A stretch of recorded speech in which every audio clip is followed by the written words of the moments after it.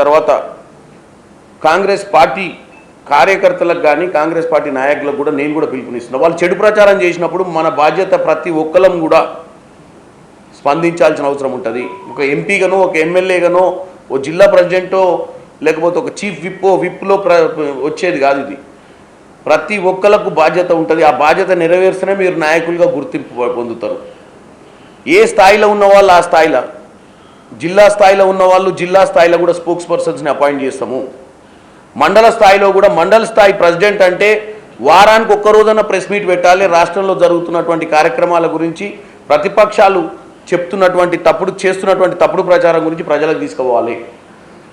నిన్న కూడా చూడండి ఒకటి పోలవరం బంకచర్ల ప్రాజెక్టు విషయంలో కేంద్ర ప్రభుత్వం వెనుకకు తగ్గడం ఎవరు చేసినటువంటి కార్యాచరణది, ఎవరి కృషి వల్ల జరిగింది. కావాలని రేవంత్ రెడ్డి గారికి చంద్రబాబు నాయుడు గారికి సంబంధం అంతగట్టి వాళ్ళిద్దరు గురు శిశువుల సంబంధం అని చెప్పి నీళ్లు గోదావరి కృష్ణా నీళ్లు ఆంధ్రాకు వదిలిపెట్టే ప్రయత్నం చేస్తుందని చెప్పి మళ్ళీ తెలంగాణ సెంటిమెంట్ రేకెత్తాలని ప్రయత్నించి ఇచ్చినటువంటి దౌర్భాగ్యులు వీళ్ళిద్దరు బావబామర్దులు. ఇలా కేంద్ర ప్రభుత్వం వెనుకకు తగ్గడానికి కారణం రేవంత్ రెడ్డి గారు, ఉత్తమ్ కుమార్ రెడ్డి గారు పలుమార్లు వచ్చి జలశక్తి మినిస్టర్ని కలిసి, ఎన్విరాన్మెంటల్ మినిస్టర్ని కలిసి అక్కడ ఉన్నటువంటి పరిస్థితులను వివరించి 200 టీఎంసీ నీళ్ళు ఇచ్చే పరిస్థితే లేదని చెప్పడంతో వెనక్కి తగ్గినటువంటి పరిస్థితి. మరి ఈ విషయాలన్నీ మనం ప్రజలకు తెలియజేయాలి కదా. వాళ్ళు కేవలం కాంగ్రెస్ పార్టీని, రాష్ట్రంలో ఉన్నటువంటి ప్రభుత్వాన్ని నిందలపాలు చేయాలనేది ఇవాళ మరి ప్రూవ్ అయింది. మరి చెప్పుకోవాల్సిన అవసరం మనకుంది. ఇవాళ మనం ఎన్నో పథకాలు తీసుకొస్తున్నాం ప్రజల మధ్యకి. ఇలా నాణ్యతమైనటువంటి విద్యను అందియాలని చెప్పి రేవంత్ రెడ్డి గారు ప్రయత్నం చేస్తున్నారు. రేవంత్ రెడ్డి గారు విద్యార్థులకు వ్యతిరేకం కాదు.